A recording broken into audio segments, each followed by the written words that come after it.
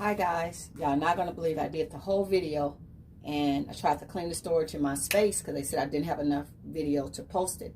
Hit clean and it deleted the video. So what I wanted to talk to y'all about today is these fringe jeans that's going around on the internet. So basically I purchased some denim fabric. I got this fabric from Joann's Fabric for $9.99 a yard, and if y'all see, I cut it like in a rectangle shape. So the wider and more fringes you want, cut it wider.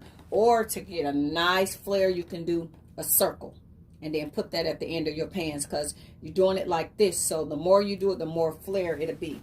So I'm going to connect it with the sewing machine. And with this color, I'm not going to leave it this color. I'm actually going to let this bottom part of the jeans soak and bleach for 5 hours. And to make it more fuller, I'm going to take additional denim fabric when I'm done and glue it going all the way around to give it more of the fringe. And then it's going to go in a wash machine. It's going to fray. So if y'all saw those jeans that was trending around on the internet, kind of look like this. And the bottom of the jeans is frayed. So right above the knee is where this is going to be. And once it go in a wash machine, it's really going to fray. So, and I also, the excess fabric I cut off the jeans, I'm not going to throw this away, because later I can make me a shirt, right? And if the shirt to match these jeans, I can make the bottom of the sleeve be denim. So when you have on the denim jeans, you can have on this shirt, and it'll kind of, you get what I'm saying? So I kind of save the fabric, and I save it and I don't throw it away. So I'm going to post these videos, and I will see y'all in about 5 hours, 5 to 10 hours with the finishing results. Have an awesome day.